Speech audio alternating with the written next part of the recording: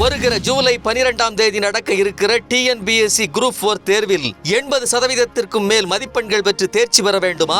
இந்த study material இருந்தால் போதும். அனுபவமிக்க பேராசிரியர்களால் கவனமாக ஆய்வு செய்து உருவாக்கப்பட்ட 250 பக்க மெட்டீரியல் ரூபாய் 1000 மட்டும். உடனே வாங்கி படியுங்கள். உத்தரவாதமான வெற்றியை பெறுங்கள். மேலும் விவரங்களுக்கு திரையில் தெரியும் தொலைபேசி எண்களுக்கு தொடர்பு கொள்ளுங்கள். ட்ரைப்ஸ் நேயர்களுக்கு வணக்கம்.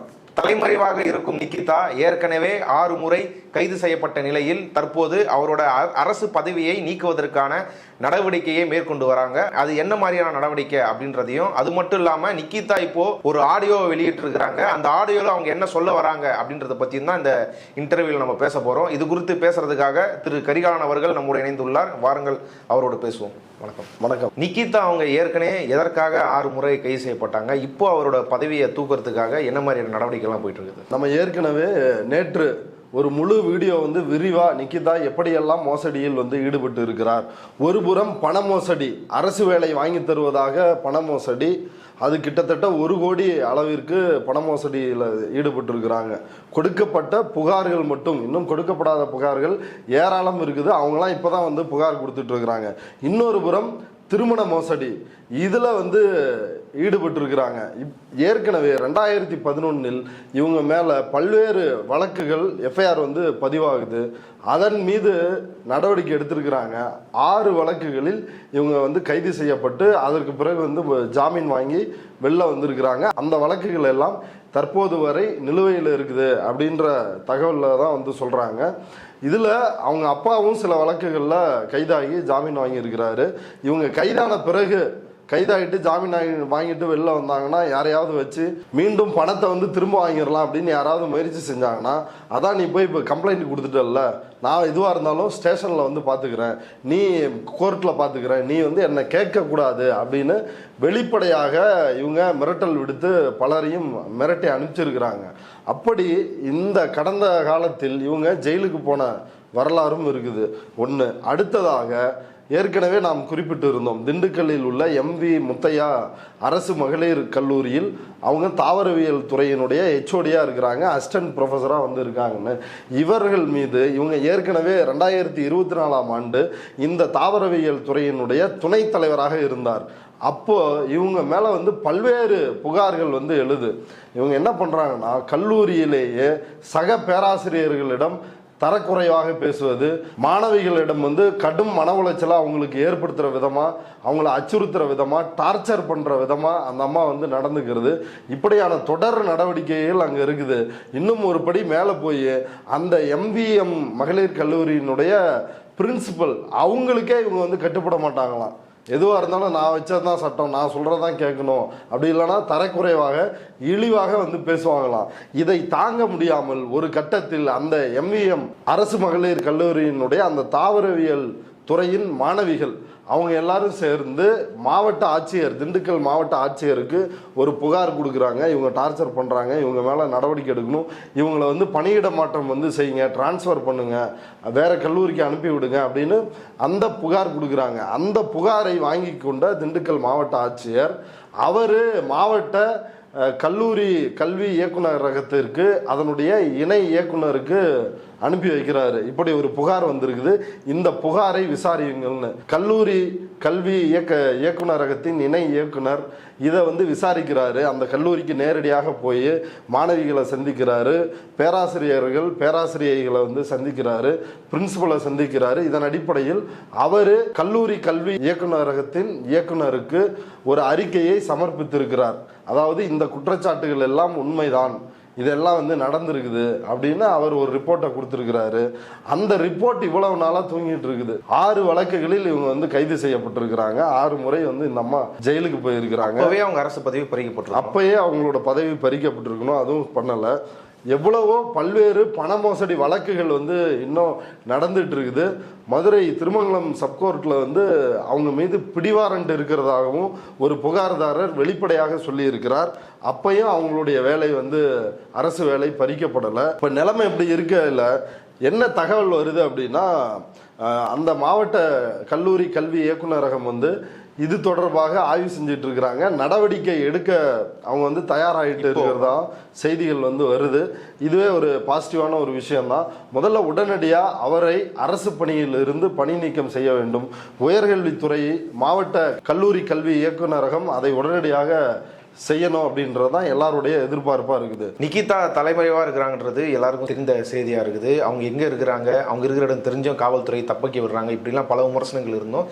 இன்னைக்கு நிகிதா அவங்க வந்து ஒரு ஆடியோ வந்து வெளியிட்டு இருக்காங்க. எனக்கு எந்த பதட்டமோ இல்லை, நான் எந்த தப்புல ஈடுபடலன்னு. என்ன ஆடியோ, அது என்ன சொல்ல வராங்க அந்த ஆடியோ மூலியமா? அவங்க வந்து இன்னைக்கு வெளியிட்டு இருக்கிறாங்க ஒரு ஆடியோ. அந்த ஆடியோ எதுக்குன்னா, நேற்று ஒரு வீடியோ வெளியிட்டாங்க. அதாவது நான் தலைமறைவாகவில்லை, அதாவது தலைமறைவாக இருந்து கொண்டே நான் தலைமறைவாக இல்லை அப்படின்னு ஒரு வீடியோ வெளியிட்டாங்க. அதில் முன்னுக்கு பின் முரணாக பல்வேறு செய்திகள் வந்து அதில் இருக்குது. ஏற்கனவே சாவியை அஜித்குமார்கிட்ட மட்டும்தான் கொடுத்தேன்னாங்க. நேற்று வந்திருக்கிற அந்த வீடியோவில் அவங்க சொல்கிற விஷயம் என்னன்னா, அர்ச்சகர்கிட்ட தட்டில் அர்ச்சனைக்காக சாவியை வச்சு கொடுத்தேன், திரும்ப கொடுக்குறப்ப சாவி இல்லை. இப்படி அவங்களே அம்பலப்படுத்தி அந்த புது வீடியோவில் பல்வேறு வகையில் வந்து சிக்கி இருக்கிறாங்க. இப்போ இன்றைக்கும் அதே தான். நான் பல தடவை அவங்க அம்மாட்ட சாரி கேட்கணும், அவங்க அம்மாட்ட பல தடவை மன்னிப்பு கேட்கணும். என்னால் வந்து நேரில் வர முடியல. ஏன்னா கேமராக்கள் என்னை விடாமல் துரத்திக்கிட்டே இருக்கு. எங்கள் வீட்டு வாசல் கதவை கூட திறக்க முடியல. நான் எந்த தப்பும் பண்ணலை. அந்த பையன் இறந்ததில் எனக்கு ரொம்ப வருத்தம் தான். எங்கள் அம்மாவும் நானும் வந்து ரொம்ப கஷ்டப்படுறோம், ரொம்ப துன்பத்தில் இருக்கிறோம். அந்த அம்மாவோட வேதனையை வந்து தீர்க்கணும், நாங்கள் நேரில் பார்க்கணுன்னு தான் நினைக்கிறோம். ஆனால் வந்து மீடியா வந்து விடலை அப்படின்னு. மீடியா விடலை அப்படின்றதுக்காக மதுரையிலிருந்து நீங்கள் எங்கே போயிருக்கிறீங்க? கோயம்புத்தூர் போயிருக்கிறீங்க. நீதிபதி ஜான் சுந்தர்லால் சுரேஷ் வந்து இது தொடர்பாக விசாரணை நடத்திட்டு இருக்கிறாரு. 3வது நாளாக வந்து தொடர்ந்து சாட்சியங்களை சந்தித்து கொண்டு அங்கே பாதிக்கப்பட்டவர்களை சந்தித்து எல்லாத்தையும் வந்து பதிவு செஞ்சிட்டு இருக்கிறாரு. அப்போ இவங்களையும் வந்து விசாரிப்பதற்கான வாய்ப்புகள் இருக்குது. ஏன்னா இந்த அஜித்குமாரினுடைய தாயார் அவங்க வந்து இவரை கட்டாயம் வந்து விசாரிக்கணும். அது எப்படி பின் சீட்டில் வந்து 9.5 பவுன் நகையை வச்சுட்டு கீயை கொடுத்து போய் யார் கார் பார்க்கிங் பண்ணிட்டோன்னு சொல்லுவாங்க. இவங்க மேலே பல்வேறு மோசடி புகார் இருக்குது, அதனால் அவங்களையும் விசாரிங்க அப்படின்னு அவங்க ஊடகங்கள் வாயிலாக நீதிபதிக்கு கோரிக்கை வச்சு பேசியிருக்கிறாங்க. அப்போ இந்த சூழலில் தான் இந்த அம்மையார் இன்னைக்கு மீண்டும் ஒரு ஆடியோவை வெளியிட்டிருக்கிறாங்க. அந்த ஆடியோவில் வந்து நாய்க்குட்டின்னா நான் ரொம்ப மதிப்பேன் தான். அதை கூட ஒருத்தர் வந்து மீடியாவில் கொஞ்சம் கேவலமாக சொல்லியிருந்தாரு. நான் உயிர்களை ரொம்ப நேசிப்பேன். இந்த உயிரும் கொல்லக்கூடாது, பாதிக்கக்கூடாதுன்னு நினைப்பேன். எல்லா உயிர் மேலேயும் பாசம் அதிகமாக, நாய்க்குட்டினாலும் அவங்களுக்கு ரொம்ப பாசமாக. ஆனால் ஒருத்தர் வந்து என்னை பற்றி கேவலமாக நாய்க்குட்டியை வச்சு பேசிட்டாரு. வேற யாரும் இல்லை, திருமாரஞ்சி வந்து பேசிட்டாரு. அந்த அம்மா எப்பயோ 2 பொமேரன் நாய்க்குட்டியோட தான் சுற்றிட்டு இருக்கோம். திருமணம் முடிஞ்சு முதல் இரவு, அதாவது அவர் என்ன சொல்கிறாருன்னா, அதை பால் பழம் சாப்பிட்ற ஈவெண்ட்டு அப்படின்றாரு. இப்போ அந்த ஈவெண்ட்டின் போதே அவங்க வந்து எஸ்கேப் ஆயிடுறாங்க. பொண்ணை காணும்னு இவர் திருமாரஞ்சி அவங்க அப்பாவுக்கு ஃபோன் பண்ணிருக்கிறாரு. நாய்க்கு சோறு வைக்கலையா, அதனால கோவிச்சிட்டு வந்துருச்சு பொண்ணு அப்படின்னு இந்த நிகிதாவினுடைய அப்பா ஜெயபெருமாள் இவர்கிட்ட வந்து சொல்கிறாரு. இவர் கிளம்பி அங்கே போயிருக்கிறாரு. போய் அங்கே வந்து அடிதடி ஆகி இவரை திருமாரஞ்சியை போட்டு அங்கே குமுறுன்னு குமுறி எடுத்திருக்கிறார்கள். இதையும் வலி வருத்தத்தோடு திருமாரஞ்சியை பதிவு செஞ்சிருக்கிறார். இதில் உச்சகட்டமாக திருமாரஞ்சிக்கு இவங்க வந்து முதல் மனைவி, ஆனால் அவங்களுக்கு திருமாரஞ்சி வந்து 4வது கணவர். 4வதாக நிகிதாவை திருமணம் செய்தவர் தான் திருமாரஞ்சி. ஒரே நாளில் அவங்க வந்து ஃபர்ஸ்ட் நைட்லேயே வந்து எஸ்கேப் ஆயிட்டாங்க அப்படின்ற ஆதங்கத்தையும், அதற்கு பிறகு வரதட்சணை புகார், அவர் மேலே கொடுக்கப்பட்ட புகாரை நம்ம ஏற்கனவே பேசியிருக்கிறோம். அதுக்கப்புறம் 10 லட்சம் கொடுத்து செட்டில் பண்ணியிருக்கிறாருன்னு அப்படி தன்னுடைய ஆதங்கத்தை கொட்டி இருக்கிறார். நாய்க்குட்டியை பிடிக்கும், ஆனால் புகார் என்ன கொடுப்பாங்க? மாமனார் வந்து எப்படி என் பையன்கிட்ட நீ இருப்பியோ அதே மாதிரி என்கிட்டையும் இருக்கணும் அப்படின்னு மாமனார் கேட்டார். அப்புறம் கணவரோட தம்பிகள் அவங்களும் வந்து நீங்கள் எங்களுக்கு தான் சொந்தம் அப்படின்னு அவங்களும் கேட்டாங்க அப்படின்னு சொல்லி புகாரே வந்து ஆரம்ப கட்டத்தில் அது படிக்கும் பொழுதே ஒரு ஜோடிக்கப்பட்ட புகார், ஒரு பொய் புகார் அப்படின்னு தெரியுது. அப்போ இப்படியெல்லாம் வந்து நாடகம் போட்டு இதை கூட விடுங்க, திருமாரஞ்சியை விட்டுருங்க, அது வந்து பேய்க்கும் சண்டைன்ற மாதிரி அது எப்படியோ ஒன்று நடக்கட்டும். ஆனால் இந்த அப்பாவி இளைஞன் அஜித்குமார் இப்போ இன்னைக்கு போஸ்ட்மார்ட்டம் ரிப்போர்ட் வந்திருக்குது.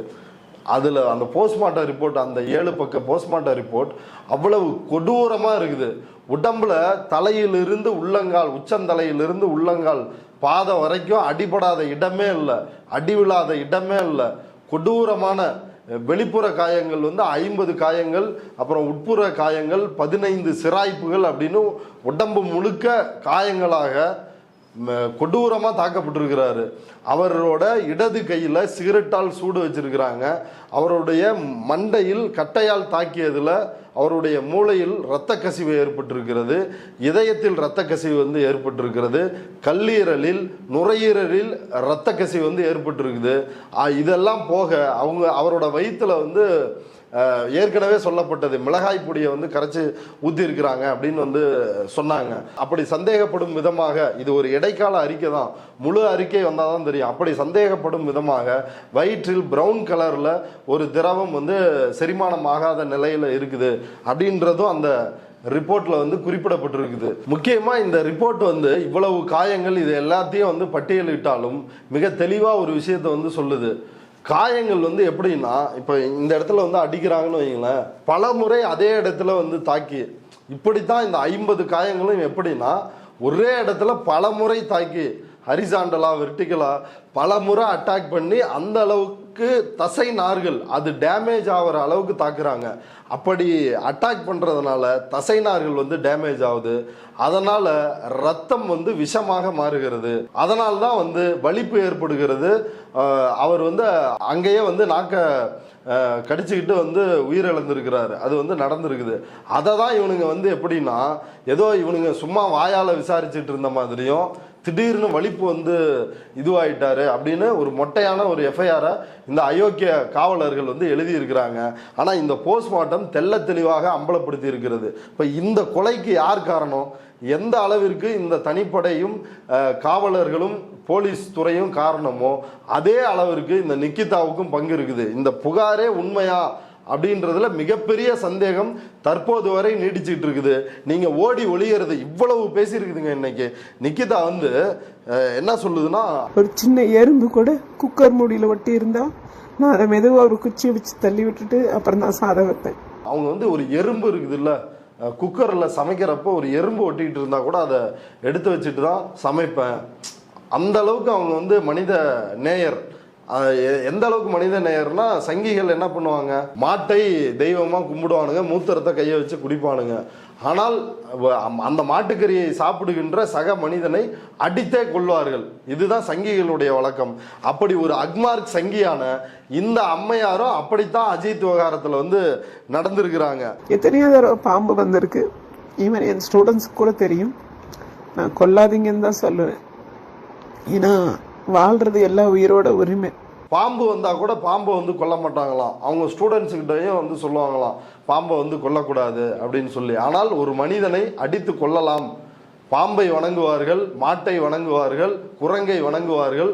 ஆனால் சக மனிதனை வந்து தொட்டால் தீட்டு பார்த்தால் தீட்டு அப்படின்னு இதுதானே இந்த சனாதனம். அந்த சனாதனத்தில் ஊறிய பெண்மணி தான் இந்த பெண்மணி. இப்போ அதை மறைக்கும் விதமாகத்தான் இந்த ஆடியோ வெளியிட்டிருக்கிறாங்க. இந்த ஆடியோவில் பாலிடிக்ஸ் வந்து பேசியிருக்கிறாங்க. அதில் என்ன சொல்கிறாங்கன்னா, 90% இதை பற்றி பேசுகிறவங்கெல்லாம் சாத்தான் குலத்தை பற்றி பேசுகிறாங்க, 10% தான் அஜித் குமாரை பற்றி பேசுகிறாங்க அப்படின்றாங்க. சாத்தான் குலத்தை பற்றி பேசுனா உனக்கு என்ன பிரச்சனை? யோசிச்சு பாருங்க. இது வந்து நான் யோக்கிய அப்படின்னு சொல்கிறதுக்காக ஒரு ஆடியோ வந்து வெளியிடுது. அந்த ஆடியோவில் எவ்வளவு பெரிய வன்மத்தை வந்து கக்குதுன்னு பாருங்க. அடுத்து இந்த அம்மா, என்னோட பர்சனல் ஸ்டோரி, நான் கல்யாணம் பண்ணது, என்னோட வாழ்க்கை வரலாறு, எனக்கு எவ்வளவு எனக்கு குழந்தைங்க இல்லை, எனக்கு இப்போ வந்து கல்யாணம் ஆகலை, இப்படின்ற விஷயங்கள்லாம் வந்து பேசுவது எதுக்கு? இந்த என்னுடைய வரலாறு தேவையா? இதெல்லாம் என்னோட பர்சனலை ஏன் பேசுறீங்க அப்படின்னு அப்பாவியாக வந்து இந்த அம்மா வந்து கேள்வி எழுப்பியிருக்கிறாங்க. எம்மா, யாரும் வந்து உன் பர்சனலை வந்து யாரும் பேசலை. நீ வந்து 4வதா உன்னை கல்யாணம் பண்ணவர், நீ திருமண மோசடி செஞ்சிருக்கிற அப்படின்ற குற்றச்சாட்டை அவர் வச்சிருக்கிறாரு. உங்க அப்பா டைவர்ஸ் கொடுக்க 10 லட்சம் வந்து என்கிட்ட வாங்கினாரு அப்படின்ற குற்றச்சாட்டை அவர் வைக்கிறாரு. இல்லைன்னா நீ அவர் மேல புகார் கொடு. அதை பத்தி இந்த அம்மா ஏதாவது மறுப்பு தெரிவிச்சிருக்குதா? அப்படி நடக்கல, நான் தான் பாதிக்கப்பட்டவர், உண்மையில அவர் வந்து என் மேல பொய்யா குற்றஞ்சாட்டுறார் அப்படின்னு ஏதாவது மறுப்பு தெரிவிச்சிருக்கிறாங்களா? கிடையாது. இது ஏதோ தனிப்பட்ட அந்தரங்க பிரச்சனை. அந்தரங்க பிரச்சனையை வந்து யாரும் கேட்கல. பாதிக்கப்பட்ட பல பேர் வந்து வேலை வாய்ப்பு அது புகாரா கொடுத்து எஃப்ஐஆராகவே ஆயிருக்குது. அப்ப இப்படியெல்லாம் இருக்கும் பொழுது இவங்களுடைய கடந்த கால கிரிமினல் வரலாறை பேசாம என்ன பண்ணுவாங்க? இதை வந்து இவங்க பர்சனல் லைஃபா இதை எப்படியெல்லாம் முகமூடி போட்டு இதை விவாதிக்க கூடாது அப்படின்னு இந்த அம்மா பேசுது. அடுத்ததாக MS ஷா அப்படின்ற ஒரு நபரை குறிப்பிட்டு பேசுறாங்க. அவர் வந்து எனக்கு நெருக்கமானவர், நண்பர், நீண்ட நாள் பழக்கம், போக்சோ வழக்கில் ஜெயிலுக்கு போயிட்டு வந்திருக்கிறாரு அப்படின்னு. அவர் வந்து வேற யாரும் இல்லை, MS ஷா. MS ஷா வந்து ஃபாத்திமா கல்லூரியினுடைய தாளாளர். அவர் பாஜகவினுடைய பொருளாதார பிரிவினுடைய தலைவராக, மாநில தலைவராக இருக்கக்கூடிய நபர். அவர் என்ன செய்யறாருன்னா 15 வயது சிறுமிகிட்ட உனக்கு ஸ்கூட்டர் வாங்கி தரேன்னு சொல்லிட்டு பாலியல் ரீதியாக வன்கொடுமை வந்து செய்யறாரு. அதன் அடிப்படையில் போக்சோவில் கைதாகி சிறையில் அடைக்கப்படுகிறார். அவரோட இவங்களுக்கு வந்து ஒரு நெருங்கிய தொடர்பு. இவங்களை வந்து என்ன சொல்றாங்கன்னா, இன்னைக்கு நயினார் நாகேந்திரன் அது போட்டோ யாருக்கு வேணாலும் யார் கூட வேணாலும் எடுக்கலாம், ஆதரவா யார் வேணாலும் பதிவு போடலாம். முருகன் மாநாட்டுக்கு இந்த அம்மா முருகன் மாநாட்டில் போய் கலந்துருக்குது. முருகன் மாநாட்டுக்காக அவ்வளவு ப்ரமோஷன் செஞ்சுருக்குது. அதெல்லாம் நம்ம நேத்தே வந்து அம்பலப்படுத்தி பேசியிருந்தோம். அப்படி இருக்கும்போது இதுக்கும் எங்களுக்கும் சம்பந்தமே இல்லை அப்படின்னு அவர் சொல்றாரு. சம்பந்தமே இல்லை அப்படின்னா ஒரு பொருளாதார பிரிவினுடைய ஒரு மாநில தலைவரான MS ஷாவிடம் எதற்காக இந்த அம்மையார் வந்து தொடர்பு வச்சிருக்கிறாங்க? தவறா நான் சொல்லலை, எதற்காக தொடர்பு வைத்திருக்கிறார்கள்? அது கட்டாயம் அரசியல் ரீதியான தொடர்பு தான். ஏன்னா பிசினஸோ வேற எதுவும் ஒரு கிரிமினலோடு பழக்க வழக்கம் உள்ளவர் தான் இவங்க. காரணம் என்ன?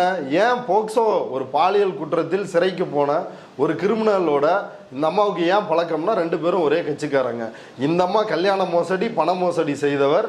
இவர் வந்து அதை விட ஒரு படி மேலே போய் உச்சகட்டமாக பாலியல் வன்கொடுமையில் ஈடுபட்ட ஒரு குற்றவாளி. அதனால தான் இவங்களுக்குள்ள இயல்பாக இந்த நெருக்கம் வந்து இருந்திருக்கு. எல்லா விஷயத்திலையும் குதிக்கிற அண்ணாமலை இந்த விஷயத்தில் வந்து பெரிய அளவில் இந்நேரம் வந்து பாலியல் வன்கொடுமை செஞ்சுட்டாங்க அப்படின்னு அண்ணா பல்கலைக்கழகத்தில் நடந்துருச்சுன்னு சாட்டை எடுத்துகிட்டு வந்து உடம்பு முழுக்க அடித்து சீன் போட்டுக்கிட்ட அண்ணாமலை இந்நேரம் இந்த சுட்டு படுகொலை செஞ்சதுக்கு வந்து அவரே வெளில வந்து ஒரு காதை அறுத்துருக்கணும்ல. அறுத்து இவளை இந்த துயரத்தை வந்து நான் பங்கெட்டுக்கிறேன் அப்படின்னு சொல்லுமா இல்லையா? ஏன் அடங்கி கிடக்கிறார், ஏன் அமைதியாக இருக்கிறார் என்ற கேள்வியை எல்லாருமே சமூக வலைதளங்களில் எழுப்புறாங்க. இன்னைக்கு ஏன்னா அண்ணாமலைக்கும் இந்த நிக்கிதாவிற்கும் கண்டிப்பாக தொடர்பு இருக்குது. அதனால தான் இந்த அளவுக்கு ப்ரொமோட் பண்ணியிருக்கிறாங்க இவங்கள அப்படின்றத தெளிவாக எல்லாரும் சொல்கிறாங்க. மேஜிஸ்ட்ரேட்டோட தலைமையில் வருகிற விசாரணைன்றது வந்து அந்த கஸ்டோடியல் டெத்து எப்படி நடந்தது, இதில் யாரெல்லாம் இன்வால்வ் இருக்கு, அதை மையப்படுத்தி தான் போயிட்டு இருக்குது. ஆனால் ஒரு பக்கம் இது ஃபேக் கம்ப்ளைண்ட்ன்றது மக்களே நம்ப ஆரம்பிச்சிட்டாங்க. அப்போ அதை கொடுத்த அந்த நிக்கிதா மீது என்ன நடவடிக்கை உடனே அரசு செய்யணும் அப்படின்னு நீங்கள் நினைக்கிறீங்க? ஆமாம், கண்டிப்பாக அரசு என்ன செய்யணும்னா, இப்போ ஏற்கனவே நிர்மலா தேவி பிரச்சனை இருக்குது. ஆளுநருக்கு ஹையர் அஃபீஷியலுக்கு வந்து அவர் வந்து கல்லூரி மாணவிகளை தவறாக பயன்படுத்தினார் அப்படின்ற குற்றச்சாட்டு அடிப்படையில் ஒரு மிகப்பெரிய அளவில் ஒரு பூதாகரமான கட்டாயப்படுத்தி அமைச்சிருக்கிறாங்க. ஆமாம், இது எல்லாமே வந்து கடந்த காலத்தில் நடந்தது. இந்த அம்மா வேற இந்த MS ஷா போன்ற பாலியல் போக்சோ குற்றவாளிகளோட தொடர்பில் வந்து இருக்கிறாங்க. இவங்க மாணவிகளை எந்த விதமாக அப்ரோச் பண்ணுவாங்க, எப்படி வந்து நடத்துவாங்க அப்படின்றது மிகப்பெரிய ஒரு கேள்விக்குறியாக இருக்குது.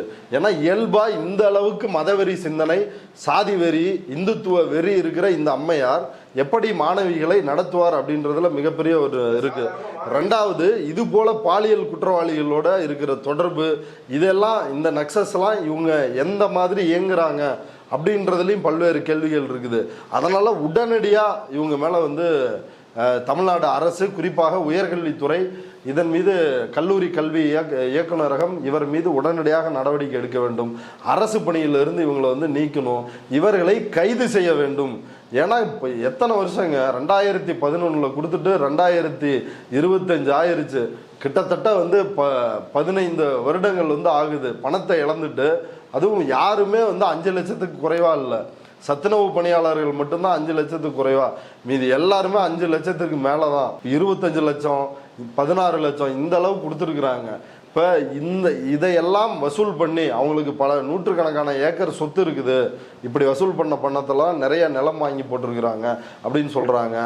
அதை விற்று இவர்களுக்கெல்லாம் வந்து நஷ்டஈடு வந்து கொடுக்க வேண்டும்.